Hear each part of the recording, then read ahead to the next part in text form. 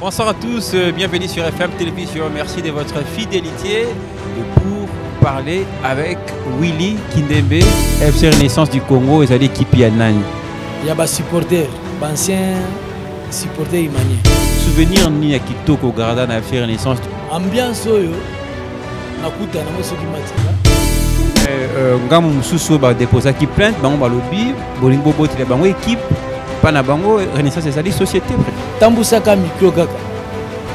Na bateau yo baebi mbotama ya Renaissance, bateau baebi Renaissance qui ne sont même pas des Renais. On peut se répondre. Et ça la kondenge nini? Voilà question na ngai wana.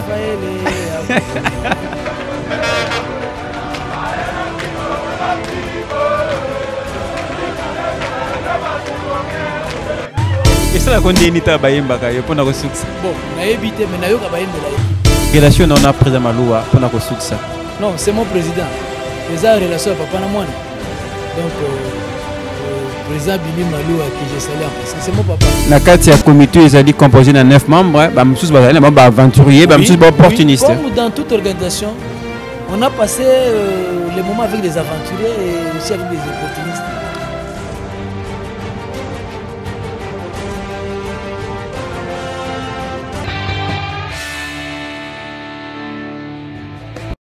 C'est ce soir on connaîtra tous justement les compositions des phases des groupes de la 7e édition du championnat d'Afrique des Nations Algérie 2023. Robert Kidiaba, ancien vainqueur de cette compétition en 2009, et les sélectionneurs Otus Gomari présenteront la RDC à ces tirages au sort. Alors, chers messieurs, j'ai déjà envie de vous poser cette première question. On commence avec vous, Nason Bilongo. C'est quoi l'idéal pour la RDC qui va participer cette fois-ci à cette 7e édition avec un record de nombre de participations, je l'ai dit au début de cette émission?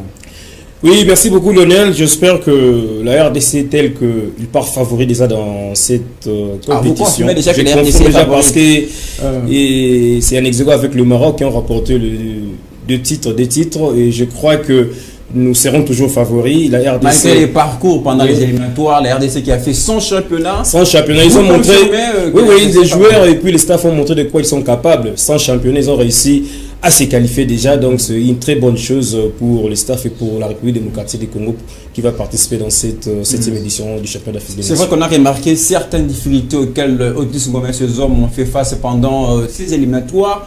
Qu'est-ce qui vous fait dire en regardant tout cela que la RDC reste malgré ces circonstances-là favorite pour cette édition du CHAN?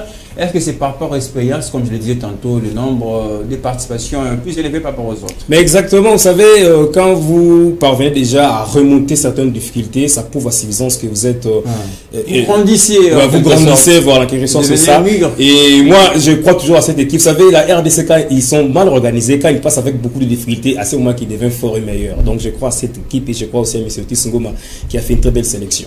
Ça sera quoi l'idéal pour vous? J'ai venu pour la RDC qui a éliminé voilà, les Tchad lors des éliminatoires de ce Tchad. Et là, on attend calmement ce qui va se passer ce soir, le groupe dans lequel se trouvait la RDC. Mais pendant ce temps, confirmez-vous comme Nason Bilongo, malgré les circonstances, que la RDC est favorite à cette 7e édition du Tchad? Eh bien, pour ne pas être plus orgueilleux comme tout Congolais, je dirais que déjà les Tchad, c'était une évidence que la RDC était obligée de gagner face au Tchad et se qualifier.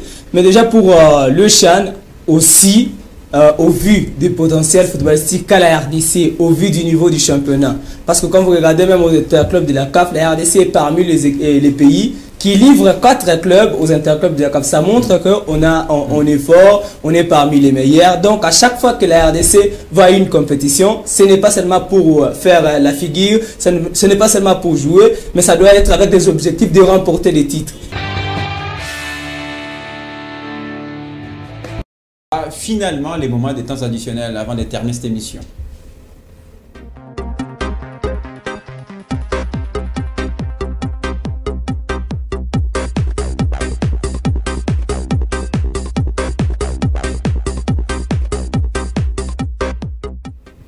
Les temps additionnels pour terminer complètement cette émission. Voilà, finalement, les temps additionnels est arrivé, même si la réalisation était trop pressée à ce sujet et qui nous a causé un peu de la peine. Bon, je suis désolé de le dire. Allez, Emeka Bassel, vos temps additionnels. Temps additionnel, alors, il n'arrive pas. C'est un autre moment qui capte, mais vous passez régulièrement par ici. C'est un moment qui vous donne l'occasion justement de revenir sur les sujets qui n'ont pas cadré à l'émission. Bon, avec vous, désolé, vous le ferez peut-être très prochainement. Mais voilà une habitude de l'émission qui a des temps additionnels à nous donner. Allez-y. Merci beaucoup à Lionel pour me donner ces temps additionnels où je vais profiter pour parler du sport féminin, et précisément le football. Et je vais parler de cette finale qui va se jouer aujourd'hui tout à l'heure. Ah, le football féminin. Air de Kinshasa, Simba Queens de la Tanzanie avec ses trois Congolaises, Fallon Pambani, Sarif Badiambile et Daniel Ngoy qui vont affronter l'équipe. Qu'est-ce que vous avez avec les filles? Bon, c'est vrai quand même d'encourager le football féminin. Mais voilà, on parlait ici du basket qui n'est pas promu, mais moi j'essaie de promouvoir les disciplines sportives féminines qui sont négligées. Les amis disent que vous avez quelque chose de particulier derrière tout ça. Bon. Mais derrière tout ça, je vois qu'il y a des talents dans le football féminin par exemple, qui sont négligés, mais qui, quand ils sortent du pays, ils font des merveilles en dehors du pays. Il y a Fallon Pambani aujourd'hui qui est à la tête de l'affiche pour Simba Queens. C'est sur elle que repose l'espoir de Simba Queens pour ces éliminatoires pour la Ligue des champions de football féminin. Zone Sekafa. Elle va jouer aujourd'hui à 17h de Kinshasa face à l'équipe ougandaise des Corporates. Ça sera du côté de Dar es Salaam, déjà tout à l'heure. Mais il y a aussi le FCF Amani de Kinshasa qui est en Tanzanie aussi à Dodoma pour participer à un tournoi international. Ils ont joué hier contre Fountain Gate et gagné par 3-0 avec les triplés de Kadiata Miner. Mais il y a aussi l'autre information, c'est les transferts de Deborah Ngalula Kalunga qui quitte l'équipe turque de 1207 Antalya Sport et qui rejoint l'équipe lituanienne de Zalgiris MFA. Bon, merci beaucoup, monsieur football féminin. C'est important quand même de sport féminin. Justement parce que de temps en temps on le disait. J'espère que dans les états généraux, on va réfléchir en tout cas pour voir comment promouvoir le football féminin. C'est très important. Alors pour terminer, à défaut d'avoir les temps additionnels des mecs Kabassel qui semblent ne pas été privé d'être dans le jeu, et bien l'émission prend la relève. Nous, dans nos temps additionnels, la rédaction de l'émission encourage forcément l'Ukraine, par son président de la République, qui a décidé que les championnats reprennent, malgré qu'ils sont confrontés dans une guerre à la Russie. Ce plateau qui nous n'a pas qualité, et justement à suspendre les comités, vous demandez mais qu'est-ce qui va se passer? L'intérêt de Pascal Moukouna est de voir l'FC Renaissance d'aller de l'avant. Willy Mandala aussi, c'est ça. C'est son idée. Donc, les deux se mettent ensemble autour d'une même table et de trouver une solution. Oui, le dialogue qui sera au bénéfice de tous les supporters ainsi que les joueurs de l'FC Renaissance. Avant justement de vous passer la parole, on va écouter son président d'ailleurs qui a passé un message de remerciement aux supporters qui ont effectué les déplacements jusqu'à l'Ouganda pour soutenir l'équipe. On va l'écouter. Moïse Katumbi. Natafuta kupikia aksanti batoto wetu baloko wetu bale batu accompagner bakongole bale bote beko ku Uganda ba étudiant barikuwa mu stade batu supporter kuriko na benyewe mukini barionesha mapendo yabo barilipa mabie yabo barikuwa kusuporte ekipe. Tuko na bajoueur basasa ba jeune joueur munayo bajoueur betu beko suspendi mais bari applaudir jusqu'à la fin. Akukwe muntu ule aranza kukritikia hata muntu anafanya erreur, au contraire baranza pikia batoto mikono kubankuraje. Turicheza mzuri kabisa na victoire iko certaine. Jo palmina mita mwe bote muombe ekipi yenu na mukue mingi ile shiku. Kama munaona muntu anakuwa na crier joueur anakotola ni infiltré, mushimufuate ule infiltré. Kama munaona muntu anakuwa na maibwe mustade au anatafuta kuingia mkiwanza mumukataze, parce que sinon bata suspendre na stade yetu, bata suspendre hatutacheza tena match ya fois passé ile tukwa mkupe ya confederation baritafuta kufunga stade meturingia en appel. Jo avertissement ya mwisho, donc muangarie ule mko naye kumpembeni, kama naanza fujo ningie mkiwanza ni infiltré. les messages des remerciements, des soutiens de Moïse Katumbi, président de Tout Puissant Mazembe. C'est vrai que c'est un message en swahili. Bon, c'est une langue nationale justement qu'on est censé justement comprendre, mais tout ce qu'on peut retenir de Moïse Katumbi à travers ce message, il faisait que remercier tous les sporteurs qui ont fait le déplacement jusqu'à Kampala pour soutenir l'équipe de Mazembe. Il y a des gens qui pensent à nous et qui veulent désormais fêter avec nous. Regardez cette vidéo. Bonjour, j'espère que vous allez bien. C'est de la part des Magdala. Je vous souhaite joyeux anniversaire à vous pour les 1 an de l'existence et bonne continuité. J'aime cette émission, je l'adore. Bonjour FM Foot, Joanitos Ngolo. Alors pour cette occasion, pour ces 1 an d'existence, je tiens à vous féliciter d'abord et vous souhaiter un très joyeux anniversaire en tout cas, parce que je suis très fan de cette émission, pour les informations et pour tout. Alors bonne continuité à vous. Bonjour FM Foot, je suis Dr Sambouli, fan de cette émission. J'aimerais juste vous souhaiter joyeux anniversaire pour cette 1 année. Alors 1 année, c'était pas facile. Joyeux anniversaire à vous. Très joyeux anniversaire à FM Sport qui continue de nous diffuser des sports tout le temps. Vraiment très bonne diffusion, très bonne carrière à vous. Vœux de bonheur et prospérité. Allez toujours de l'avant. Nous sommes très heureux pour la qualité de la diffusion et la qualité des images. En tout cas, FM Sport, respect. Joyeux anniversaire à FM Sport qui totalise 1 année d'existence, une émission sportive présentée par Lionel Ngolo. Aujourd'hui, 1 année de plus pour l'émission FM Sport. Joyeux anniversaire à FM Sport. Également un grand merci à son présentateur qui est Lionel Ngolo. Yo Munguna FM Sport. Ah, Katuka, ballon à petit ballon, ballon de Xingate. Je ne pouvais pas rater cette occasion de souhaiter une joyeuse fête d'anniversaire à l'émission FM Sport. Lionel Ngolo et toute l'équipe technique de FM Télévision recevez à travers cette vidéo l'expression de nos hommages le plus renouvelé pour le travail que vous êtes en train d'abattre depuis un moment. Nous avons tous les mois pour faire la fête. Vous avez également tous les mois pour vous joindre à nous et faire la fête avec nous. Merci à tout cela, à nos souffleurs et souffleuses qui pensent à nous justement. Alors tout à l'heure, je faisais mention à vous. Vous avez été là dès le début, lors du premier numéro de cette émission. Votre témoignage, puisqu'aujourd'hui, ça fait 365 jours passés, Petit Pierre.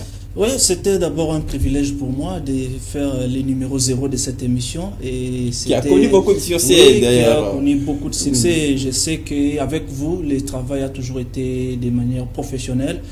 Je ne doutais pas une seule seconde que cette émission allait continuer justement à nous faire du bien. Aujourd'hui, 1 année d'existence, ça s'est fait. Bravo, félicitations pour le travail accompli. Merci à Petit Pierre, à vous d'avoir été. Vous êtes là encore aujourd'hui pour nous. Un petit mot, Hervé Kazadi, vous avez connu également le début de cette émission, FM Sport. Certainement, ça vient de loin et nous tendons encore à souhaiter joyeux anniversaire à FM Sport parce que cette émission, c'est une émission que nous-mêmes nous avons conçue. Donc, nous sommes les géniteurs de cette émission. Nous pouvons que souhaiter longue vie à cette émission qui va toujours continuer à émerveiller les nombreux de téléspectateurs qui sont à la maison, les amoureux du ballon rond. Pourquoi pas tous les téléspectateurs de FM Télévision, bien que Lionel Ngolo est toujours là. Donc, vous avez encore beaucoup à apprendre et à savoir. Merci beaucoup Hervé, merci à Petit Pierre pour tous vos souhaits. En tout cas, FM Sport va encore profiter davantage de cette période de fête puisque vous aussi, vous avez été là pour encourager cette émission. Allez, on va arrêter, laisser un petit peu les 4 fêtes puisque là on va revenir pour parler actualité. On va commencer par le championnat national.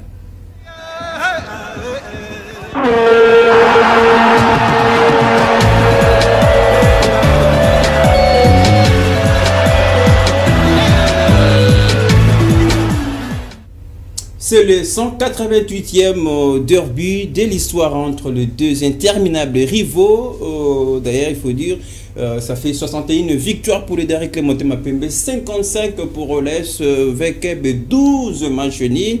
C'est le premier derby de la saison. C'est tout ce qu'on peut retenir jusque-là. DSMP soifé justement de sa première victoire accueille l'AS Club Kinshasa. Ça fait l'avant-dernier reçoit le premier au classement.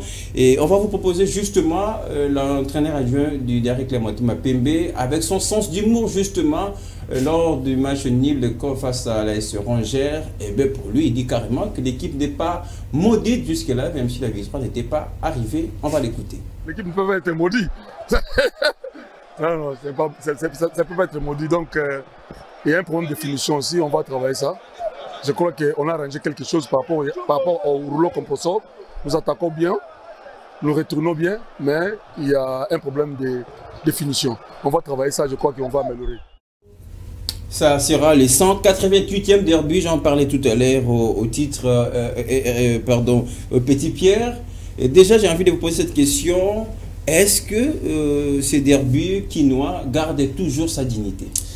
Le derby garde sa dignité malgré des problèmes, malgré parfois les déraillements au stade, mais les derbys restent toujours les derbys, ça garde sa saveur et c'est ce que nous espérons voir déjà ces dimanches, donc demain déjà, on espère voir cette belle ambiance encore, une fois de plus au stade des Martyrs. Moi je l'ai toujours dit, quand les deux grands clubs de la ville de Kinshasa s'affrontent, il y a toujours de quoi retenir son souffle parce que là, on s'entend à des spectacles, on s'entend à des très belles choses sur terrain, de part et d'autre, et on espère que les deux équipes vont nous produire justement un bon football sur les terrains. Donc déjà, il faut voir les contextes dans lesquels les deux équipes s'affrontent parce que là, comme vous l'avez dit, l'avant-dernier qui reçoit les premiers au classement, c'est pas facile. S'il faut essayer de remonter un peu, justement, vous allez vous rendre compte que dans les 27 derniers matchs entre les deux clubs, l'AS Club part favori, compte déjà 15 victoires contre 4 du Daring Club Motema Pembe et 8 matchs nuls. Donc dans ce contexte-là, il y a déjà cet esprit-là du côté des clubs qui va tenter à tout prix continuer à imposer sa suprématie devant la formation de Daring Club Motema Pembe et aussi conserver sa première position au classement de championnat national. De l'autre côté, le Daring Club Motema Pembe qui n'a pas pu battre la formation de l'AS Club depuis si je ne m'abuse pas, le 20 novembre 2017. Justement, demain 20 novembre 2022, ça fera 5 ans que le Daring Club Motema Pembe n'a pas pu battre la formation de l'AS Club et ça sera une très belle opportunité pour les Immaculés de pouvoir stopper cette hémorragie et avancer, surtout obtenir leur première victoire au championnat national. Hervé Kazadi, tout à l'heure, j'ai donné les statistiques par rapport à ces derbys quinois, par rapport à l'histoire, on a noté 61 victoires pour le Daring Club Motema Pembe, avec le désormais à 6 longueurs, justement pour égaler le nombre de victoires à son rival. Tout à l'heure, Pierre nous a exposé justement les contextes dans lesquels se trouvent les deux équipes et ça relasse un petit peu ce derby.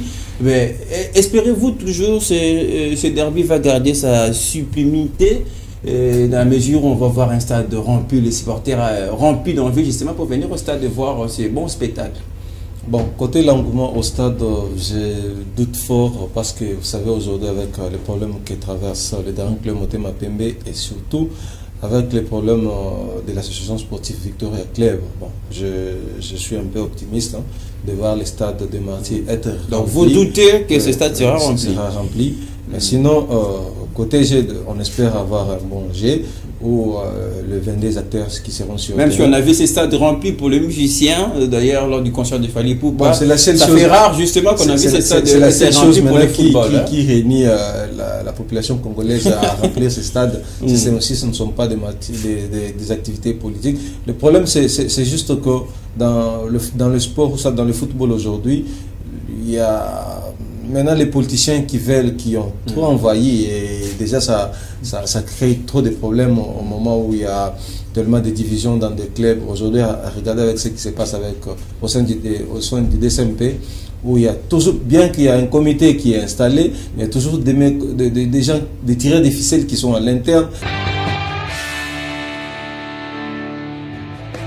Champion. On va quitter l'AS Club pour un autre club congolais. là où il y a eu un petit peu des catastrophes. Le TP Mazembe, tombeur de la Coupe de la Confédération, se fait surpris à domicile et par les Ougandais de Viper, les hommes de Moïse et Katumbi n'ont pas été efficaces à la science du tir au but. 4 contre 2, difficile pour les supporters de digérer cette élimination, mais ça l'est également pour le patron de l'équipe, Moïse Katumbi, qui a décidé au finish de se séparer du Français Franck Dumas. Est-ce que ce n'est pas une décision aussi précipitée? C'est une décision qui a été prise sous le choc, je dirais, parce que lorsqu'on voit le tout-puissant Mazembe qui s'est habitué de jouer la phase des poules soit éliminé comme ça, oui, deux fois de suite, d'ailleurs, ça nous rappelle la saison dernière. Exactement. Et puis les Français n'arrivent pas à donner des résultats qu'on attendait de lui, donc c'est normal lorsque vous dirigez une équipe comme celle de Mazembe, le résultat d'abord. Lorsqu'il n'y a pas de résultats, mais il faut vraiment y. Alors, je peux vous comprendre quand vous dites que c'est une décision sous l'émotion. Là, on peut le comprendre puisqu'on a vu les supporters sidérés, très frustrés, fâchés même après ce résultat. Mais est-ce que c'est vraiment une décision précipitée dans la mesure où déjà beaucoup ont été surpris de voir Franck Douma était reconduit en tête de cette équipe de Mazembe alors que les résultats n'étaient pas vraiment plaisants, pour ne pas dire très satisfaisants? Bon, ça c'était sa première année, si je pense. Oui, sa première saison avec... sa première saison, il a fallu qu'on lui fasse encore confiance et c'est ce que les dirigeants de Mazembe ont fait. Malheureusement, l'entraîneur n'arrive toujours pas à donner le résultat escompté. C'est normal pour les dirigeants qui sont ambitieux, qui veulent gagner, de pouvoir se séparer d'un entraîneur qui ne donne pas des résultats qu'on attendait de lui. C'est nous, la presse, qui créons cette guerre. Pourquoi? Parce qu'en tant qu'Omar parlait, on est allé chercher.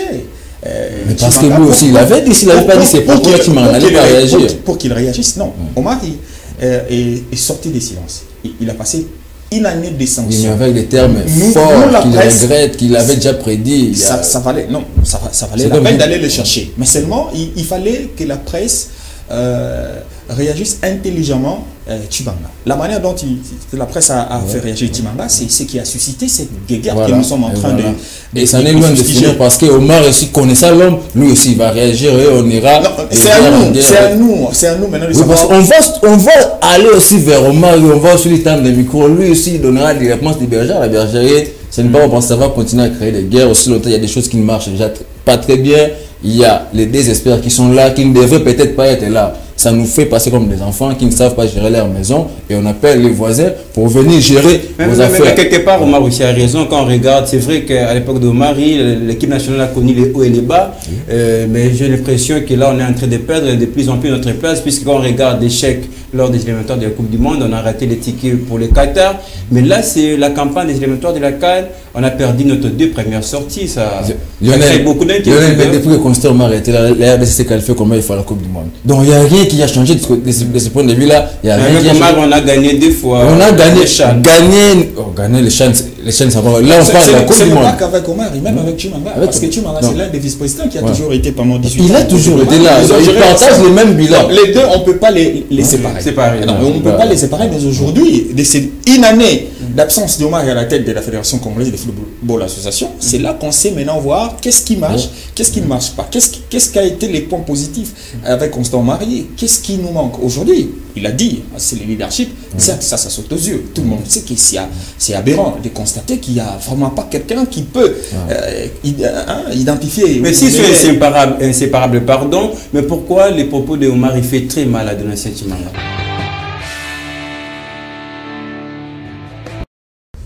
Heureusement pour Lumbashi Sport, Boka Isaka n'a pas converti ce pénalty. Non mais attention, il n'est pas dit que tous les chefs coutumiers doivent gagner à chaque fois qu'ils jouent. Les traditionnels chefs coutumiers qui sont là, les Victor Mazembe, le Nouveau Yimana. Non, quand vous ne méritez pas, vous ne méritez pas. Voilà maintenant les résultats en interclub de la CAF. Vous les favorisez même quand ils ne sont pas au meilleur de leur forme. Alors, et conséquence, ça passe par le temps. Sur les championnats, mais d'abord sur Loupopo, bien sûr. Non mais ne nous valons pas la face. Nous ne valons pas la face, on ne peut pas bouger Wandani pour l'instant. Des pères et des mères, on ne peut pas les bouger pour l'instant. C'est clair, c'est par formalité. c'est par respect au statut du club qu'il faut à tout prix organiser cette assemblée.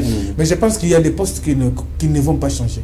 Qui ne vont pas changer parce que tous les postes sont vacants. Il y a un président qui est venu avec un nouveau vent. Jusque-là, il fait bien son travail. Il met des moyens. Aujourd'hui, le propos, c'est l'adresse de tous les clubs, de tous les joueurs qui jouent à RDC. Que ce soit Mazembe, vite actuellement.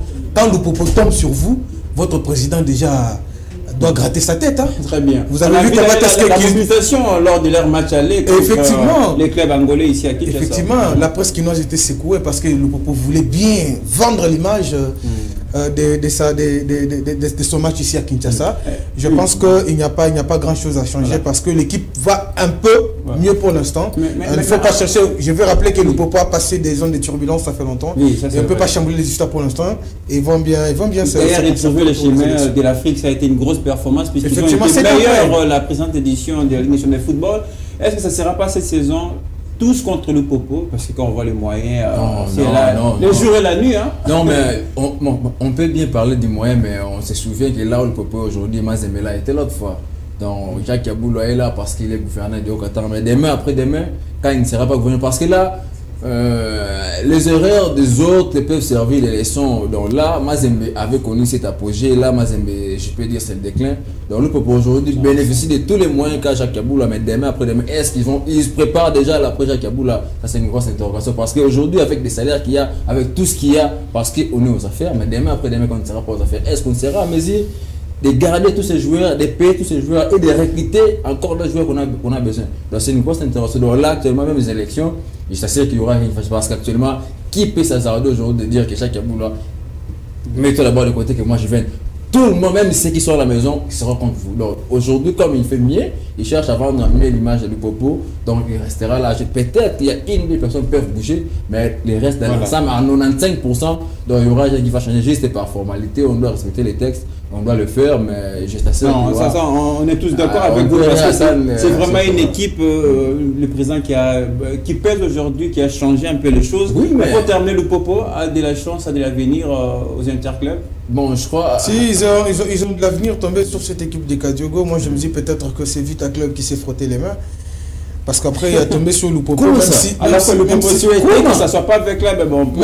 Non, même si à Kinshasa, si Vita Club a rencontré le Popo, ça allait être encore un morceau dur pour Vita Club. Je suis sérieux, regardez bien la manière de jouer Vita Club, en tout cas, ils sont en dessous de ça. Je me dis c'est Vita Club. Regardez comment est-ce que le Popo va jouer cette équipe de Kadiogo et vous allez me donner raison avec l'ensemble des téléspectateurs. Mais il faut reconnaître aussi le Popo, lors de son match aller, tout n'a pas été fameux aussi. Non, mais attention, pas bien, ils étaient devant une équipe qui a disputé la phase des groupes de la Ligue des Champions la saison passée. Ok, sa grande expérience a joué la phase des groupes de la Ligue des Champions la saison passée.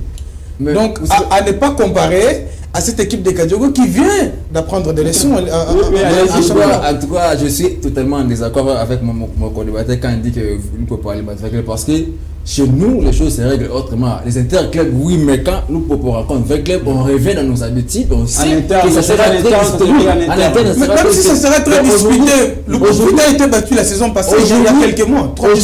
Aujourd'hui, moi, la manière dont le Popo a gagné, malgré qu'ils sont qualifiés, mais moi, ça ne m'a pas plu. D'ailleurs, ici, à qui nous était au moins, ils étaient capables d'en mettre deux. Mais ils ont joué comment? Le début, c'était d'abord vers les temps additionnels. D'abord, la première mi-temps, c'était je vous ai dit ici. Je vous ai dit ici.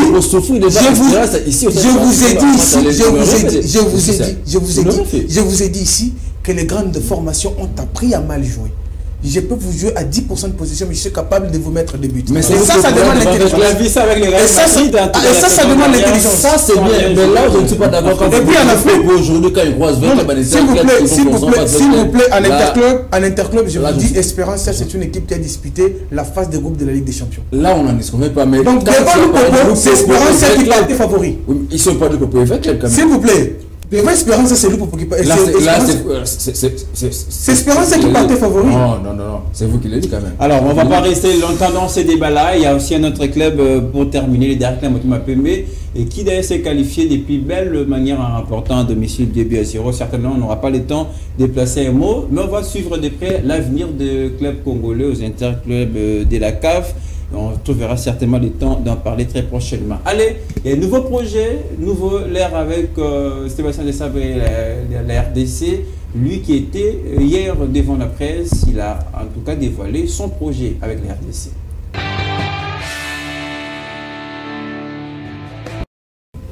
Allez, ça sera les moments de faire les bilans quand même pour un premier stage de Sébastien Desabre comme le patron du staff de la sélection congolaise. Et ça fait en des matchs, une défaite, une victoire. Quel bilan dressez-vous pour le technicien français Christian Bolifo? Ça va, c'est vrai, on a joué le Burkina Faso, on a joué la Sierra Leone. C'est vrai qu'avec la Sierra Leone, je n'ai pas été complètement convaincu. Moi, je crois que le bilan reste 50% ici. Bon, voilà. On attend voir, comme l'a dit mon confrère. Espérons que les choses vont s'améliorer davantage dans les jours qui viennent. Et voilà. Les bilans de Sébastien Desabre, pour vous, Arnaud, comment il se présente d'ailleurs avec une victoire et une défaite? Bon, sur le plan résultat, c'est 50-50, il y a une victoire. Ah, comme Christian, donc 50-50, mais sur le terrain, je ne suis pas encore convaincu parce que je ne suis pas encore convaincu par la manière dont joue l'équipe et tous les joueurs qui l'alignent parfois. Donc sur le terrain, c'est un peu négatif. Mais sur ces points-là, il faut aller très mollo puisque c'était que le premier stage avec les Léopards de RDC.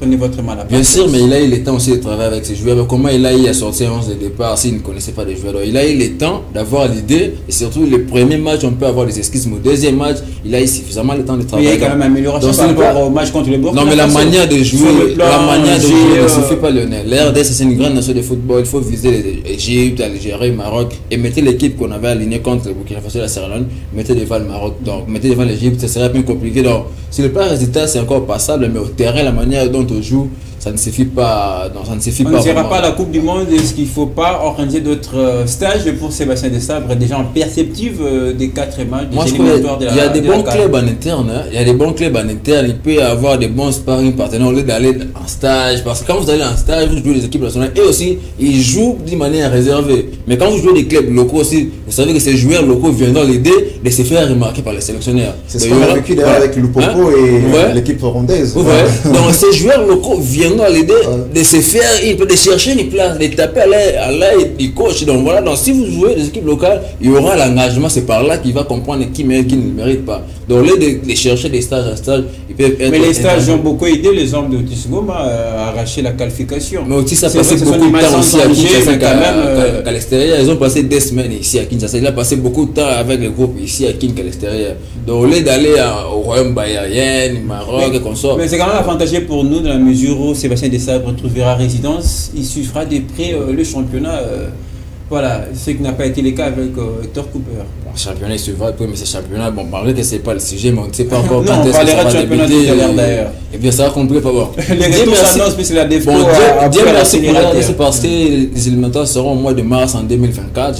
Je ne crois pas que jusqu'en 2024, l'info ne va pas reprendre. Donc, il aura le temps. Mais pour l'espoir, un partenaire, pour moi, je proposerais qu'il joue Mazembe, Fita SMP. Ces joueurs-là viendront vraiment jouer avec engagement que d'aller chercher d'autres nations étrangères parce qu'en Afrique, si au moins on allait chercher une nation européenne mieux classée, ça serait mieux. Mais si on va jouer des sélections africaines, il serait mieux d'avoir des partenaires locaux, ça serait intéressant. Deux dernières questions à vous, Christian Bolifo, pour terminer. Est-ce que la RDC finalement rodée, finalement prête pour aborder les éliminatoires de la prochaine CAN qu'on a très mal entamé avec 2 défaites de jeu?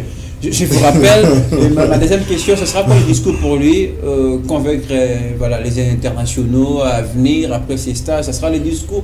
On a vu Bakango qui est figuré sur la liste, mais qu'est-ce qui va se passer après pour Sébastien Desabre? C'est quoi le message, le discours à faire passer? Le discours à faire passer à Desabre, ce n'est pas moi qui vais le dire. Lui seul qui est le maître du vestiaire, il sait bien ce qu'il doit dire pour faire venir toutes ces personnes qui doivent renforcer l'effectif de cette équipe. Moi je crois que c'est comme Arnaud l'a dit, il y a encore, on a besoin de travailler et il est grand temps de commencer maintenant. Pendant que les autres seront en train de jouer à la Coupe du Monde, il est grand temps de convoquer les joueurs seront en repos, ça sera toute une trêve. Alors il sera grand temps de faire venir les locaux pendant 2-3 semaines, où il y a des principes de professionnels, pour pouvoir créer cette symbiose. Parce que je m'appuie toujours sur ce qu'Arnaud a dit. Les joueurs professionnels ne suffisent pas pour pouvoir nous ramener il y a des postes clés où on peut insérer 2-3 locaux on a gagné d'ailleurs à titre d'exemplarité deux fois le CHAN avec uniquement les joueurs locaux qui feront à ce que cette équipe soit forte.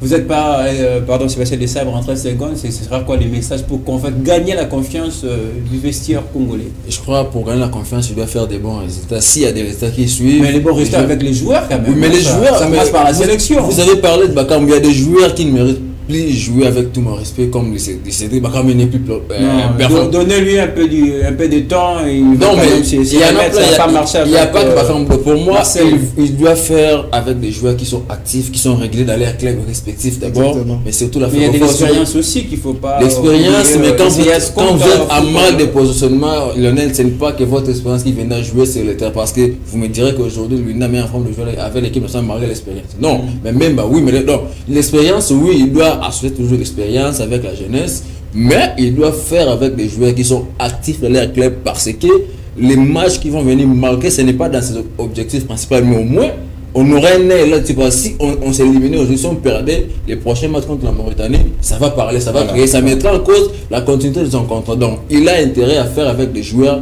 qui sont actifs, surtout les résultats positifs. Ça fera c'est souhaitable de remporter tous les 4 matchs pour avoir calmement et tranquillement la qualification. C'était une très longue journée, un petit peu de fête, puisque ici à Kinshasa, les U23 ont réussi à se qualifier devant l'Éthiopie. Alors, très loin au Maroc, c'était les seniors qui ont repris le chemin de la victoire. Donc, on va laisser Sébastien Desabre un petit peu se reposer, penser à autre chose, à sa famille, puisque là, ça sera un peu une autre trêve, en quelque sorte, je dirais comme ça. Il n'y aura pas de match pour l'équipe nationale. Au contraire, il devait se mettre au travail au lieu de se reposer. Oui, je sais justement, mais de temps en temps, voir la famille, c'est normal. C'est son droit également. Alors, pour nous, avant de terminer, avant de chuter avec le temps additionnel, on va revenir dans les objectifs domestiques. On parlera de la Ligue nationale de football.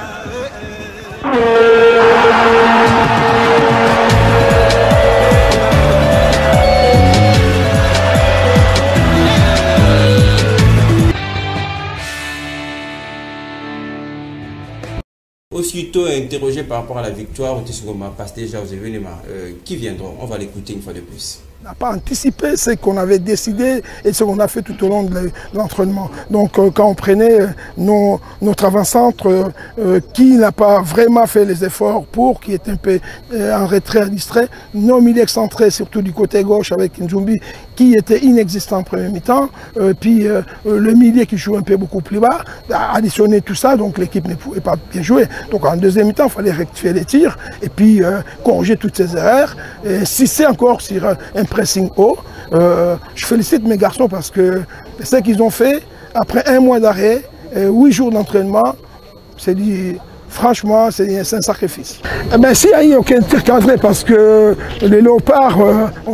Avant de parler de ces révélations, terminons avec l'équipe d'Otis Ngoma. Tout ça, c'est pour préparer ces deux matchs contre les Tchad, MENA. À la prochaine édition, ce sera la 7e du championnat d'Afrique des Nations.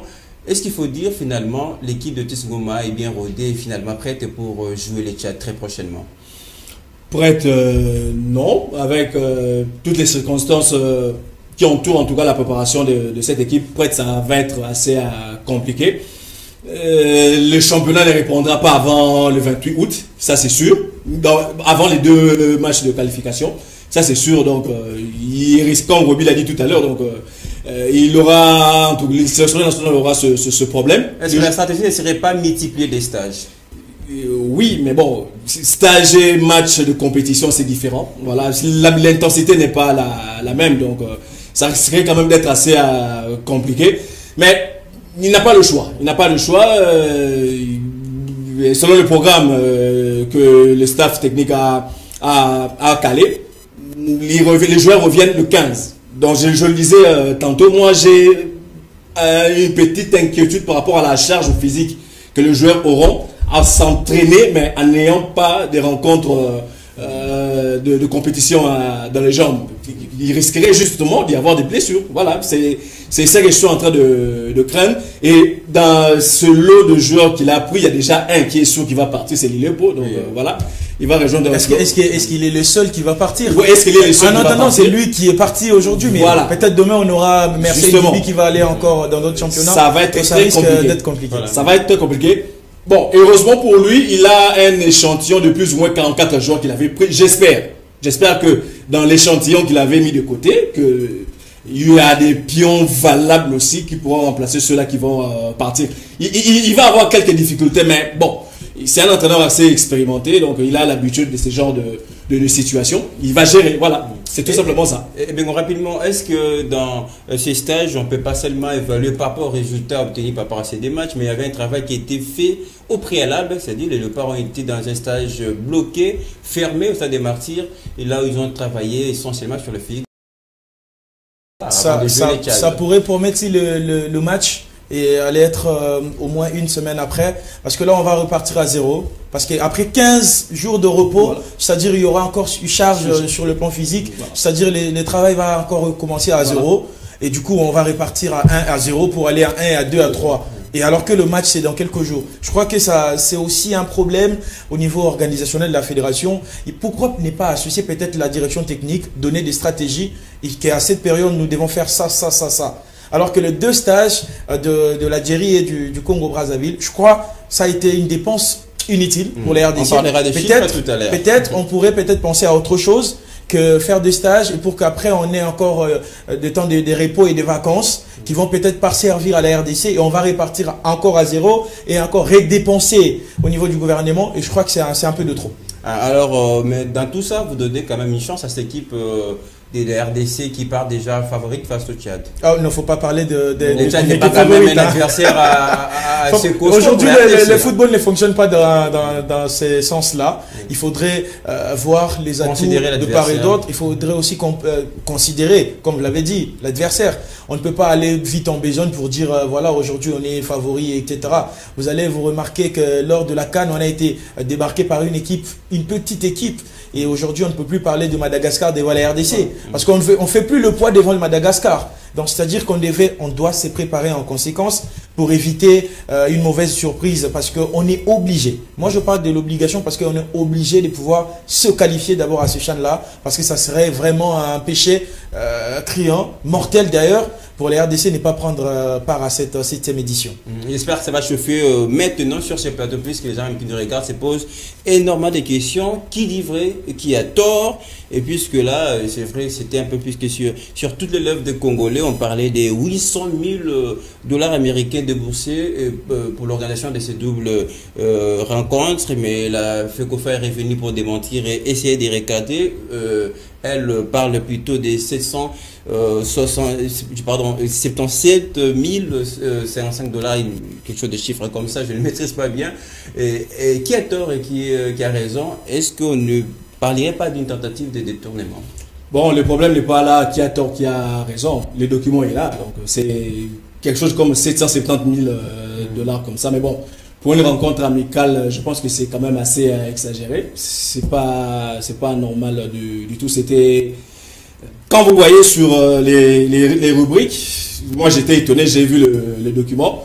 On a mis la prime pour le directeur technique national. Moi j'ai été étonné, je ne sais pas. Qu'est-ce que le directeur technique national va aller faire au stage de l'équipe nationale? Mais tout à l'heure, Bengo parlait aussi de la responsabilité de la direction technique. Non, mais peut-être l'organisation, oui, mais le déplacement de Léopard, est-ce que ça vaut la peine? Ça vaut pas la peine. Non, mais ça vaut pas la peine. Et le match aller et le match retour. Le match retour. Nous avons un entraîneur principal, nous avons l'adjoint, nous avons le... Nous connaissons le directeur technique national, et je ne sais même pas si dans cet argent-là, il a reçu cet argent. Donc, oui, c'était une prévision budgétaire. On peut accorder le bénéfice du doute à la FECOFA, mais quand on fait une prévision budgétaire, ça doit être une prévision budgétaire plus ou moins réaliste, et non de... Mais quand même, la FECOFA a précisé, avant on parlait de 800 000 alors que ce n'était pas la somme... Non, c'était près de 800 000. Non, c'était près de 800 000. On avait écrit près de 800 000. Je connais la personne qui a donné cette information en premier. Voilà, je travaille avec lui, c'est pas un secret. Il avait écrit près de 800 000. Donc quand il dit près de 800 000, donc ça veut dire que c'est moins de la somme en question. On a vu les documents, c'est 770 000 quelque chose comme ça, mais c'était trop pour 2 rencontres amicales, c'était trop quand même. Donc on met pour de l'eau à boire, on met $4 000. C'était pas normal. Et on pouvait bien faire cette prévision budgétaire, mais tout en étant réaliste, et on aurait évité tous ces problèmes, tout simplement. Voilà. Mais tout à l'heure, on faisait allusion à cette équipe de Tisgoma qui, en tout cas, s'épuisait avec ses problèmes, puisqu'il y avait les championnats qui étaient arrêtés. Les championnats restaient à l'arrêt pendant beaucoup de temps à cause d'une petite somme. Alors pour un stage, on voit le gouvernement est prêt, les ministères, excusez-moi, je dis comme ça, prêt à dépenser près les 800 000. Tout à l'heure, on en parlait. Est-ce qu'on ne dirait pas que c'est scandaleux pour le football congolais? Je pense que cette histoire de l'argent, de sommes, etc., on va revenir à plusieurs reprises parce qu'après les éliminatoires de la Coupe du Monde, deux matchs face au Maroc, c'était la même chose. Telle personne a déboursé l'argent, telle personne a détourné, c'était même plus que ça. Voilà. Je crois que le débat n'est pas là et on devait peut-être rentrer dans la réalité. Mais c'est la personne qui fait d'abord une prévision budgétaire doit respecter quand même la chose. On ne peut pas mettre de l'eau $4 000 alors qu'on n'a que 2 matchs à jouer. Même si c'était $2 000, c'est trop pour de l'eau. Parce qu'un paquet excusez-moi, de l'eau ici, ça coûte combien? 5 000 francs, 5 500 à la limite. Avec $100, on aura combien de paquets d'eau? Donc, il ne faudrait pas aller dans ce sens-là. Et d'ailleurs, quand le gouvernement aussi débourse ou décaisse de l'argent pour la fédération, nous, journalistes, et même le gouvernement lui-même, a du mal à pouvoir suivre la traçabilité. Et je crois qu'il faudrait que chacun soit honnête et respecte la réalité. Mais pas des tentatives de détournement. Je ne parlerai pas de ça parce que... non, on n'a pas de preuves. On n'a pas de preuves, on aura du mal à pouvoir avoir des précisions là-dessus. Comme je le disais tantôt, la fédération a le bénéfice du doute parce que c'était des prévisions budgétaires. Donc, quand on dit prévision, le gouvernement n'est pas soumis obligatoirement à sortir la même somme. On peut mettre, $800 000, mais le gouvernement décaisse 500 000. Voilà. C'était une prévision budgétaire. Est-ce que la question à se poser maintenant, est-ce que la fédération avait reçu cet argent? Le 7 700, c'est ça. En préparant l'émission, il y a quelqu'un qui m'a dit, est-ce qu'il ne faut pas inviter les chefs dans... Je pense que ça sera un peu de trop. Là, il faut faire très attention parce que la fédération ne marche pas de pair avec cette histoire de IGF. Là, il faudrait aussi... mais c'est l'argent de l'État quand même. Hein. Oui, c'est l'argent de l'État. L'IGF peut intervenir, mais j'ai suivi j'ai parlé avec un confrère qui me disait, enfin, il était allé interroger justement l'inspecteur principal voilà, justement. Et il m'a dit ceci. Il l'a rencontré, il lui a dit, si aujourd'hui l'IGF vient contrôler et les fédérations sportives et même le ministère du sport, les sports République démocratique du Congo n'existeraient plus. Voilà. Ça veut dire que le sport République démocratique du Congo est entaché tellement d'irrégularités que l'IGF est obligé de fermer les yeux parce que on va fermer le ministère du sport. Le sport République démocratique du Congo n'existera plus. Mais à la longue, je pense que quand des pareilles sommes sont décaissées, que ceux-là qui sont en train de faire des prévisions budgétaires le fassent avec beaucoup de conscience, mais qu'il y ait le contrôle également des autorités qui doivent contrôler une équipe de suivi uniquement pour suivre de près. Une équipe, je crois, peut-être ça devait se faire en amont, avant que le gouvernement, parce que ce n'est pas le ministère du Sport qui décaisse l'argent. Non. Là, nous devons être en tout cas honnêtes. Voilà. Parce que le ministère des Sports fait une proposition au niveau du gouvernement et le gouvernement donne l'impulsion au niveau du ministère du budget, les finances va débourser. C'est ce qui se passe aujourd'hui en RDC. On a un peu de confusion, etc. Au nom du ministère ou la fédération a fait l'argent, etc. Mais je pense qu'avec cette histoire de la FIFA, au nom ingérence au niveau de la fédération, etc. Peut-être à la limite, il faudrait revoir, peut-être avec des nouvelles réglementations au niveau de la fédération. Si peut-être en guillemets on va revenir sur ça, ça serait une bonne chose. Mais comme l'a dit Michel Tobo, il faudrait que chacun reconnaissent que aujourd'hui le pays a un sérieux problème. La chose qui coûte 100 francs, à la limite mettez même 120 francs. Peut-être au cas où ça pourrait peut-être changer un tout petit peu. Mais quand la chose coûte 100 francs, vous mettez 500 francs. Ça, c'est là, pas bon. C'est malhonnête. Voilà. Nous espérons que tout cela va s'y régler. On va partir sur un autre nouveau projet dès qu'il y aura des élections en tête de la fédération, puisqu'il y a ces besoins-là. Allez, on va laisser Otis Gomez pour les respirer un petit peu avant de passer aux prochaines étapes. Et nous, pendant ce temps, on va revenir vers les objectifs domestiques. On parlera de la Ligue nationale de football.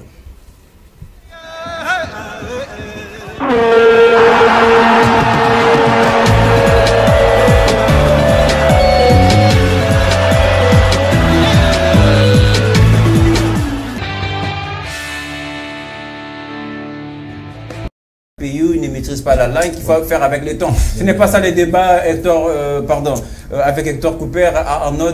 C'est vrai que lors de l'évaluation, Hector Cooper, au sortir d'ailleurs de cette évaluation, avait dit et si nous voulons se qualifier à la prochaine CAN, sur les prochains projets, il nous faut être optimiste et tirer des leçons, mais penser positif. Léo, on l'avait dit dans ces plateaux ici. Vous avez un coach qui vous parle d'optimisme alors que lui-même il n'est pas optimiste. Donc déjà, si on est dans cette situation, c'est la FECOFA et Cooper. Déjà, le casting a été mauvais de choisir Cooper et puis on a vu tout ce qui va. Aimé disait qu'il a une seconde chance, comme vous l'avez, c'est une dernière chance. Mais je peux vous dire, avec la RDC, avec la FECOFA, c'est faux, tout peut arriver. Parce que déjà, dans son contrat, certes, on l'avait signé pour nous qualifier au Qatar 2022. Et puis, à la CAN. Ça, c'était l'objectif principal, oui, mais c'était un contrat de mais Hector Cooper a encore son contrat. Je voulais relever une clause qui était dedans. Il avait, oui, premier contrat, Qatar, deuxième contrat, la CAN, mais il y avait une clause qui devrait être activé les 7 jours en DA, les chèques de la RDC, mais c'est qualifié pas au Qatar. Mais la FECOFA a mis des lunettes. Il n'a pas voulu activer cette clause-là. Mais parce que dans ce parcours, il y a des bonnes choses aussi. Non, il n'y a pas de bonnes choses. Qui prend d'ailleurs, qui prend l'équipe en pleine guerre. Je peux parler. Quand vous signez un contrat d'objectif, on ne voit pas vos bonnes intentions. On voit les résultats finaux de ce que vous êtes. Mais avec quel temps, avec quelle préparation tu as pris la sélection? Lionel, on est des intellos, on est les professionnels. Donc un professionnel, quand on vous fait signer un contrat d'objectif, il faut voir les moyens qui sont mis en œuvre. Si vous voyez que non, les moyens qui sont mis en œuvre ne vont pas vous permettre de réaliser ce qu'on vous demande. Ne signez pas. Ne signez pas. Donc s'il avait signé parce qu'il se sentait capable, avec les temps, avec mais les joueurs, au bout, vous nous amenez au Qatar. On ne voit pas qu'il était, on ne voit pas l'intention, on voit les résultats finaux. Avec un 3-5-2, on nous mettait le milieu au milieu. Qui n'a pas la maîtrise de ballon. La FECOFA a cautionné ces bêtises-là et on est là. Je vais vous rappeler qu'avec 4-4-2, s'il vous plaît, et puis je vous rappelle déjà, j'ai craint qu'on puisse déjà faire un faux pas contre les Gabon ces 4 joueurs parce que avec toute l'équipe en forme qu'on avait, avec tous les joueurs professionnels qu'on avait, on avait du mal à battre les Gabon. Ne dérangez pas Aubameyang, on ne sera pas là. Aubameyang ou pas, on avait du mal à battre les Gabon ici. Et on a ramassé. Est-ce que je peux parler? On a ramassé un 3-0 au Gabon. Là, on a fait des bons joueurs. Mais là, si je vois la liste, parce qu'on va arriver à la liste, je vois des joueurs, ils nous laissent un à Sombala qui est tout fait tout flamme. Ils nous laissent un à Fobe qui est parmi les meilleurs champions de championship. Il reste un Shadrack Mouzon qui fait de jouer la finale de la CAF, mais il nous prend un Bolingi qui joue en Thaïlande. Vous voyez, il y a tout ça là. Et vous voulez quoi? Vous voulez quoi? On n'a pas le temps de passer en revue la liste des torts. Ça ne rassure pas déjà en défense parce qu'il y aura Tissera, il y aura Ibumba et il y aura Kevin Mondeko. Donc ces jours-là, sachez que Tissera sera capitaine, il va jouer. C'est vrai qu'il y a une génération qui passe et une autre qui arrive, mais il faut quand même préparer la relève. Chez nous, j'ai fini, cette génération n'a pas passé, mais il y a du mal, il y a les courants ne passent pas entre les coachs et ces joueurs au vu du bout qui a eu le Maroc. Il a promis d'ailleurs, après l'évaluation, qu'il va arranger beaucoup de choses, qui sera un peu de temps en temps ici sur place pour suivre les championnats. Merci à vous. Pour finir, il y a la FECOFA même qui aurait refusé de tenir un point de presse concernant la liste de ces joueurs. Il n'y a qu'ici au Congo où la liste est publiée par les réseaux sociaux sans pourtant passer par une conférence. Voilà la grande bouche de ce soir. Merci pour l'info, mais qui reste à vérifier en tout cas. Petit Pierre, la liste est par les réseaux sociaux. Petit Pierre, rapidement pour terminer, malgré tout ce qui s'est passé avant, 4-4-2 d'Hector Cooper, son jeu qui n'est pas pesant, etc. Mais là, il faut partir de nouveau par un autre projet qui commence déjà par ces matchs très importants face au Gabon. Bien sûr, il y a eu des mauvaises choses parce qu'on n'était pas qualifié pour le Qatar 2022. Mais il faut aussi voir, au-delà du problème des sélectionnaires, il faut aussi voir l'équipe actuelle que nous avons. Moi, la dernière fois qu'on était ici, je disais à Arnaud que nous n'avons pas une équipe compétitive. Non, ça c'est faux. Ça c'est faux. Il faut faire très attention. Ça c'est faux. On est en Afrique. Et quand on parle des nations, en termes de football en Afrique, on voit la Côte d'Ivoire, on voit l'Algérie, la Tunisie, les Maroc et les autres. Et c'est ces nations-là qui jouent au football aujourd'hui. La RDC n'a pas le niveau dans ces plateaux. Je citer 5 joueurs c'est nous 5 joueurs marocains à part les Maroc peut-être. Peut-être pour le besoin d'éclaircissement avant de redonner la parole à Petit Pierre, c'est vrai la qualité y est. La qualité y est dans notre sélection. Mais il faut aussi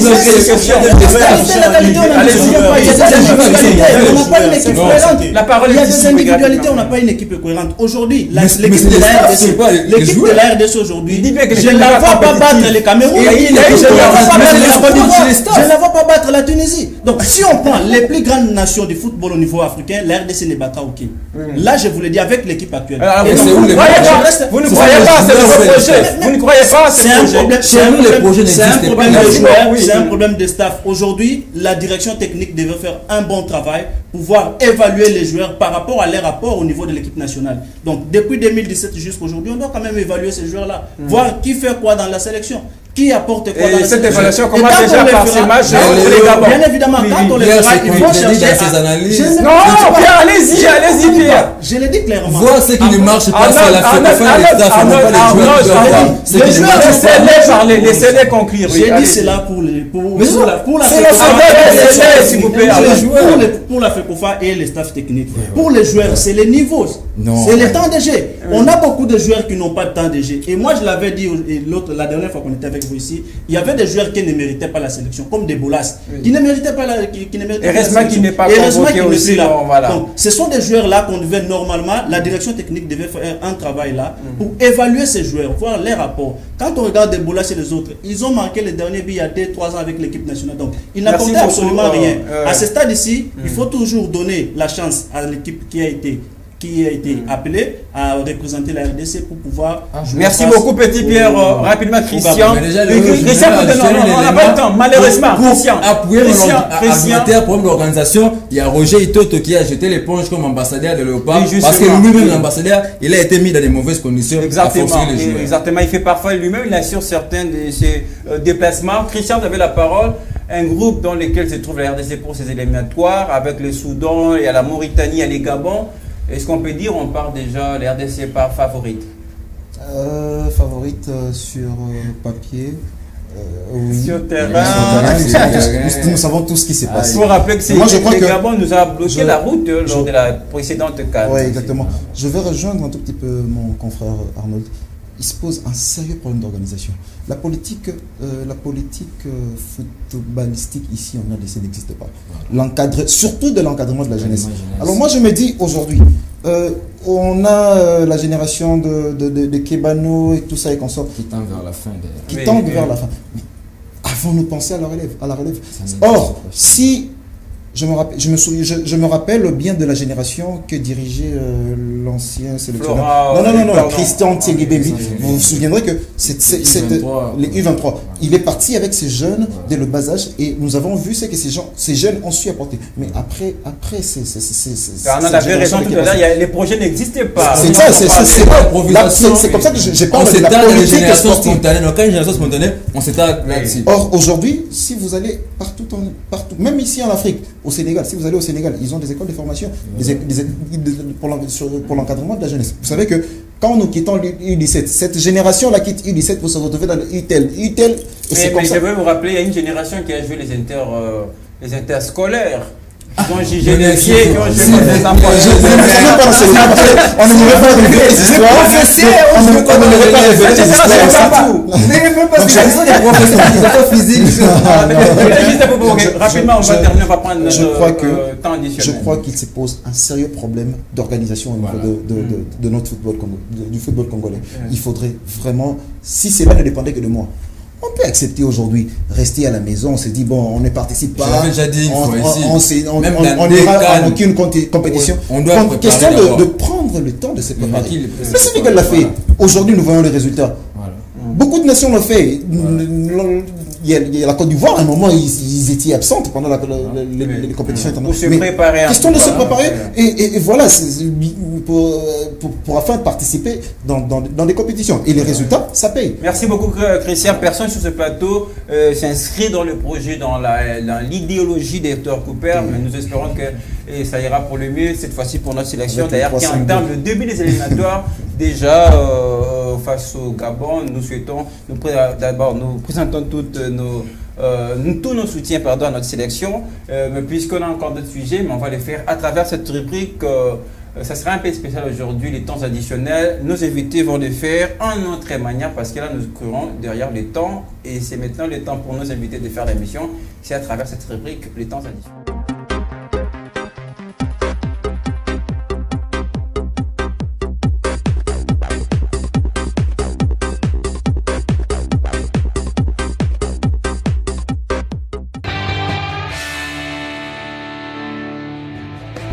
L'international, justement, on profitera de son savoir-faire et de toutes les lumières qu'il va apporter dans ce débat. On est là pour ça, Lionel. Ce soir, je sais pourquoi j'insiste, je sais pourquoi vous avez été choisi pour compléter le casting de cette émission. Il s'appelle Nason Bilongo, l'international en toutes pièces, très élégant ce soir.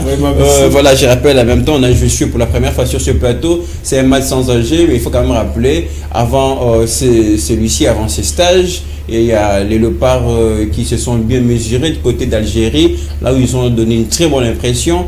Et c'est une série qui continue pour Otis Ngoma et ses hommes. Moi, je pense que voilà, si déjà le début est bien forgé, la suite, la continuité va tout simplement s'en suivre de cette manière-là. Je pense que l'équipe nationale a quelque chose de particulier qui veut présenter aujourd'hui. Et déjà exactement, je suis en train de porter je tente de développer mon argumentaire. C'est-à-dire, il y a déjà au départ cette liste qu'on appelle base de données, dans laquelle sont logés un certain caucus ou un certain nombre de joueurs qui ont distingué, qui ont fait bonne impression, qui sont dans cette liste-là. Ça amène, moi je pense que ça amène cette compétition-là, ça crée cette concurrence-là et ça peut aussi engendrer des résultats, que ce soit tant dans la somme de collectivité de l'équipe ou encore la somme d'individualité. Donc c'est très important. D'abord, ça c'est le premier aspect. Et le deuxième aspect, c'est qu'aujourd'hui, on s'attelle plus sur le travail physique.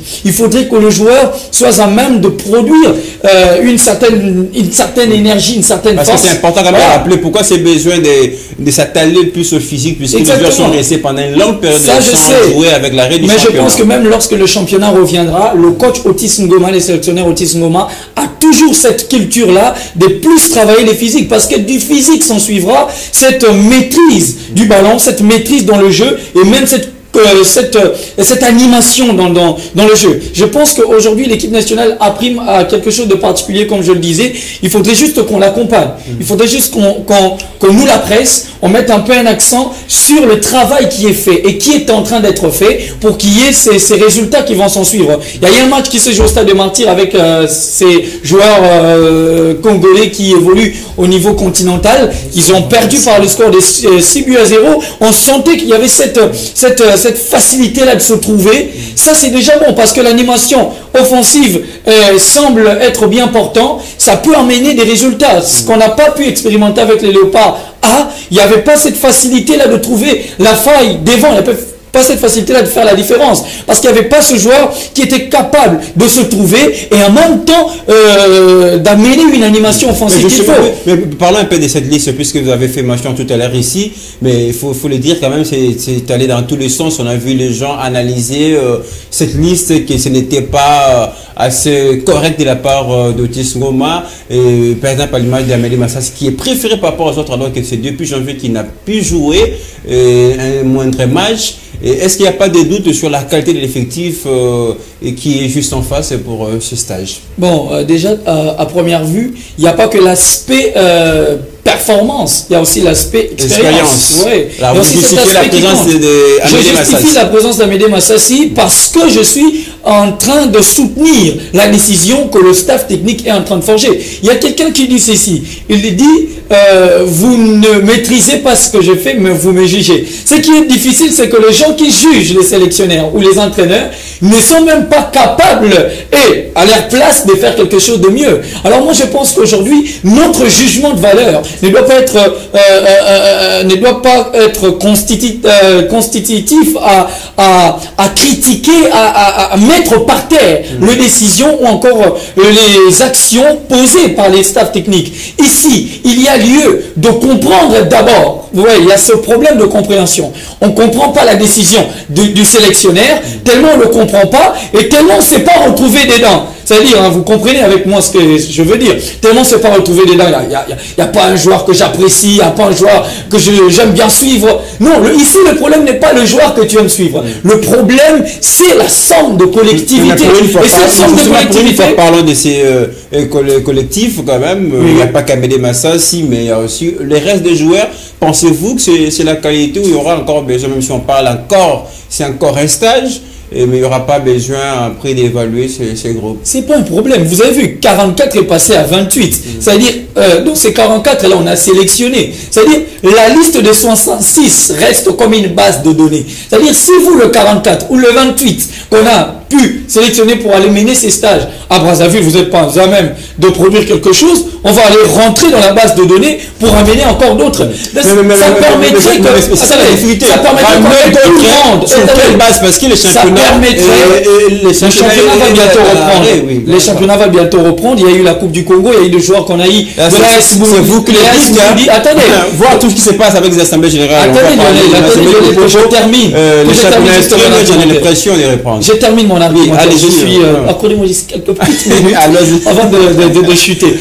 J'aimerais juste terminer ce dossier en disant qu'aujourd'hui, les analystes ou encore les personnes qui se prétendent être analystes n'ont pas un œil à se regardant sur la compréhension de la décision. Ici, on ne s'attelle que sur la conséquence ou encore la conséquence. Le choix de l'entraîneur. Moi, je parle du collectif rapidement puisqu'on n'aura pas tout le temps. Oui, le collectif sera forgé au fur et à mesure que l'on est en train de rôder tout le monde. C'est là par les footballeurs contre le Congo-Brazzaville, par exemple. Ça va amener tout le monde au même niveau, cette décision de créer une base de données. Moi, je pense que c'est propice et nous, c'est à nous maintenant d'accompagner. Et si également vous trouvez que ça ne marche pas, proposez une solution. On ne veut pas la base de données, on ne veut pas qu'il y ait 66 présélectionnés, on ne veut pas qu'il y ait 44 joueurs, on ne veut pas que tel joueur soit sur la liste, mais qu'est-ce que vous proposez? Qu'est-ce que les autres qui disent qu'ils ne doivent pas être sur la liste proposent ou apportent de concret pour que l'on puisse pas voir tel ou tel autre sur la liste? Il y a cette communication qui vient et qui doit apporter quelque chose d'important. Il y a ces besoins de recadrer de temps en temps. Les débats, c'est pas ce que les gens rencontrent, mais il y avait quand même ce souci d'évaluer ce groupe. Je pense que c'est à ce moment, en qualité de sélectionneur, de faire ce travail, de recycler, et quand il y aura le besoin justement sur son groupe, tout ce que nous espérons, c'est de présenter une équipe, je dirais, compacte, assez prête pour aborder les surtout solide. Surtout solide. Ça, c'est très très important. Déjà avec ces stages, je dirais, fermés où ça démarre, on a vu que ça monte un petit peu en puissance. Avez-vous quelque chose à ajouter? Oui, exactement. Par rapport à la liste, moi, je peur de quelque chose. Vous savez, il y a des joueurs qui sont déjà convoités à l'extérieur. Okay. Je cite leur nom. Lilepo, Marcel Lilepo, Glody Lilepo plutôt, et puis Philippe Kinzoum de Tout-Puissant Mazembe. Les deux joueurs-là, les ailiers de l'équipe nationale, sont convoités à l'extérieur. Est-ce que s'ils revenaient à partir, il y aura des remplaçants qui vont combler cette vide-là? Point d'interrogation. Bon, moi, j'ai pas rapport à venir à ça, oui, mais être au niveau de ces joueurs-là, vous savez, c'est une autre chose. C'est sans fausse modestie. Aujourd'hui, il y a Glody Lilepo et Philippe Kinzoum qui sont au top. Voilà. Quand vous jugez les niveaux de l'équipe nationale. Mais il y a encore un aspect que je voulais ajouter concernant. Il y a un problème qui s'est passé avec Ebunga. Oui, vous savez, mon frère vient de dire qu'il y avait une base de données, mais il y a quelqu'un qui s'est méconduit. Bon, là, le plus important, il a réintégré le groupe. Il y avait une base de données où vous pouvez pousser d'autres joueurs parce que le monsieur commence déjà mal. Vous savez? Donc, comme vous avez une base de données, il a dit que c'était une urgence familiale. Non, ça, ce sont des phases d'avocats. Donc, vous savez, il y a toujours des arguments qu'on cherche pour se défendre. Donc, moi, je pense que sur ce point-là, il faudrait juste essayer de rester sur les textes. Voilà. Malheureusement, il n'y a pas de ce côté-là. De ce côté-là, moi, je vous accompagne parce que je pense qu'il faudrait rester sur le texte, même si c'est vrai qu'on doit accompagner. Parce que le staff qui est censé encadrer tous les joueurs, le staff a finalement compris la raison qui a poussé et Bunga s'est sorti. Mais c'est pas les staffs qui sanctionnent. C'est pas les staffs qui sanctionnent. Je pense qu'il n'a pas seulement réintégré les groupes. Malheureusement, il n'y a pas de textes oraux. Vous mettez des conditions verbales. Vous savez, à partir de 20h, personne ne va utiliser son téléphone. Ce n'est pas écrit. Moi, je peux oublier à 20h, j'utilise mon téléphone. Mais il a été sanctionné financièrement. Exactement, donc c'est un problème qui persiste toujours au sein de cette équipe nationale, c'est un problème de discipline. Vous savez, il y a toujours de légèreté. Quand quelqu'un se méconduit, nous avons une base de données. Mieux vaut de l'écarter, de remplacer un autre joueur qui sera à l'auteur de... Comme ça, il reviendra certainement prochainement. Vous savez, rectifier comme ça. Exactement. Et c'est très important. En tout cas, comme nous sommes peu par le temps, tout à l'heure, on parlait de ses premiers stages en Algérie et qui a été une très bonne sortie pour nos léopards à prime. Est-ce que pour consolider ce qui est fait jusque-là, il ne faut pas remporter tout à l'heure contre Congo-Brazzaville en 30 secondes? Oui, remporter, c'est mieux faire un match. Mais ce qui compte beaucoup plus, c'est voir, détecter le niveau de faille surtout. Arriver à jauger l'équipe. Voilà, il faut détecter les failles. Il ne faut pas travailler sur les qualités, mais sur les failles de l'équipe. Où se trouvent les failles. C'est à partir de cela qu'on va avoir une équipe nationale solide. On rappelle que c'est un match à l'aller-retour le week-end prochain. Les deux équipes vont se déplacer, venir de ces côtés, traverser juste le fleuve, je rappelle. Et pour ces matchs retour, là aussi, il faut donner une très bonne impression. Moi, je lève le ton. Je pense que l'équipe nationale a prime, comme je le disais, à quelque chose de particulier. Et après, aussi, comme je le disais, il ne faut pas seulement s'appuyer sur les qualités du collectif, mais il faudrait aussi s'appuyer sur les failles, les petites failles qui peuvent exister. Surtout, exactement, travailler les failles, travailler l'animation, travailler les précisions dans le pass. Et surtout ça, exactement, je reviens encore sur la solidité, parce que c'est les physiques qui manquent vraiment, si je le dirais, à notre équipe nationale. On le voit avec le Moutoussamy et les autres qui parfois s'épuisent et s'estampent rapidement sur les terrains. On doit travailler ce côté où le joueur doit rester solide sur les terrains, les récupérations des balles, le sortie des balles et surtout derrière aussi les exploitations des phases offensives doivent toujours apporter un danger. C'est vraiment important. Alors on va passer aux objectifs domestiques. On va parler de la Ligue nationale de football. Mais avant qu'on y arrive, et rapidement, vous le savez, comme je l'ai dit au début, la CAF a instruit finalement à la FECOFA d'organiser cette assemblée générale dès le début du mois prochain.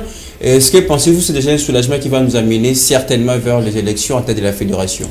Mais oui, je ne sais pas si vous avez suivi la réponse de la FECOFA.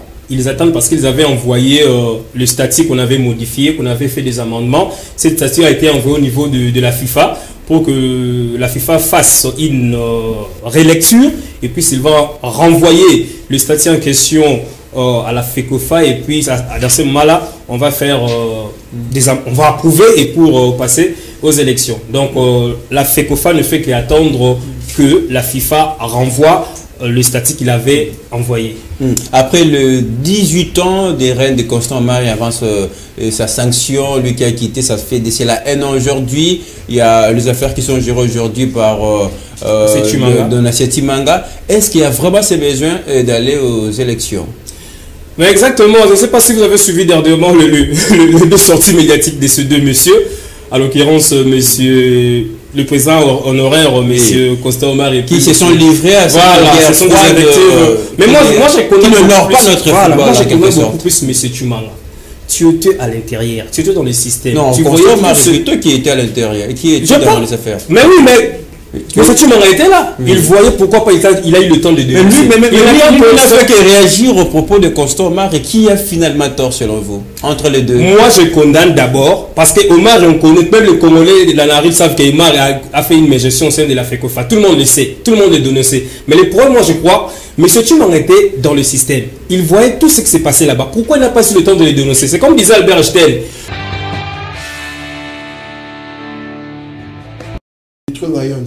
Donc il est le sélectionneur manager. Donc malheureusement, le milieu sportif, on pense qu'il est à part manager et puis il est à part sélectionneur. Faux.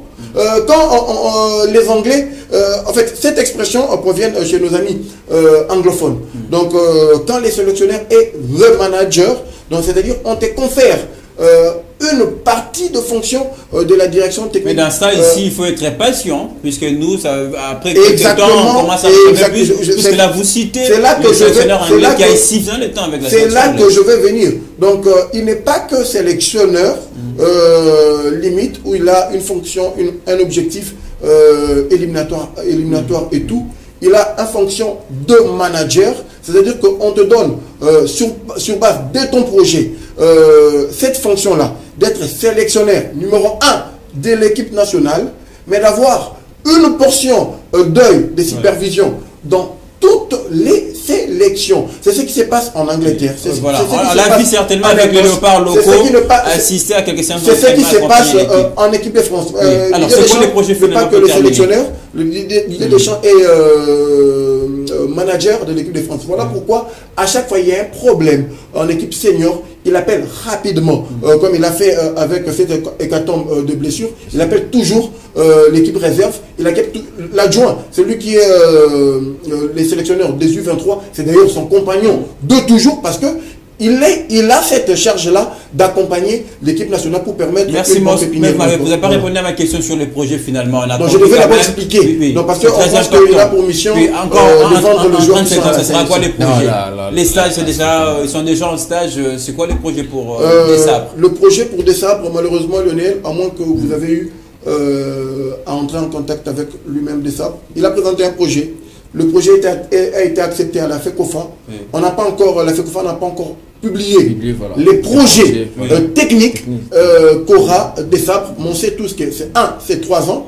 2, il n'y a pas que l'éliminatoire. La qualification à la prochaine CAN. C'est-à-dire qu'il est en durée. On attend, on a promis, on était un peu en grogne, mais on nous a promis apparemment, si la FECOFA est clément avec la presse, après les stages pour aller au Maroc, à son retour à Kinshasa, puisqu'il sera installé à Kinshasa, on a promis une conférence de presse avec lui et nous, et là qu'on va demander quel est son plan, quel est son projet qui a été accepté par la FECOFA. C'est là maintenant qu'on aura à scruter. Mais pour le temps, on sait juste que c'est un projet à long terme, pour 3 ans minimum, et en sa fonction de manager, donc il aura la fonction d'essayer de reconstruire l'équipe nationale senior, de permettre à l'équipe nationale U23 donc de faire quelque chose et puis de réguler d'autres âges. Voilà, vous aurez la parole. Finalement, vous avez la parole.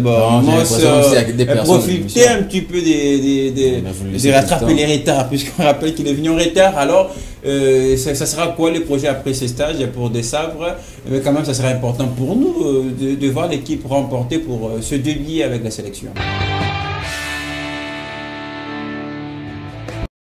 Combien important, on est dans les temps additionnels, on termine, mais juste un petit mot, je l'ai dit au début, l'émission souffle à sa première bougie. Monsieur, vous avez assisté au début de cette aventure, que diriez-vous à ce jour? Je pense qu'avec un présentateur professionnel, d'abord, qui maîtrise la situation, le fait, le sport surtout, et n'oubliez pas surtout l'équipe qui nous aide à réaliser toujours cette émission. Je n'ai pas encore fini. Les installations également, c'est impec, très propre. Et surtout nos caméramens, les héros dans l'ombre qui accompagnent cette émission. Et généralement, je me souviens bien la dernière fois que je suis venu ici. C'était d'ailleurs votre première fois aussi. Hein? Oui, j'ai vu toujours ces mêmes caméramens qui sont encore là, donc du début jusqu'à aujourd'hui, ils sont encore là, et surtout notre régie aussi. Justement, il y a d'autres qui sont venus après, voilà. Un travail de qualité aussi professionnel. Mais merci beaucoup, je suis à Enoch Mafouka, nous avons Bénédicte Kapende, donc FM Sport va et surtout, joyeux anniversaire. Justement, ça c'est notre émission. Vous êtes invité le 26 novembre justement pour nous aider à souffler à cette bougie, Daniel. Un petit mot. Voilà, source inépuisable des savoir-vivre, surtout exemple essentiel des savoir-faire. Votre manière de faire les choses, il faut qu'on se le dise, le professionnalisme est dans cette chaîne. C'est une réalité, il n'y en a pas beaucoup dans ces pays. C'est que vous arrivez à faire. Je n'ai pas beaucoup de choses à dire. La seule chose que je peux vous dire, c'est de continuer de cette façon pour le bonheur, pour l'intérêt général de la République. Et surtout, j'en profite dans ces plateaux pour vous souhaiter des bonnes choses et bonne continuité. Et recevez l'expression de nos hommages les plus renouvelés. Merci beaucoup Daniel.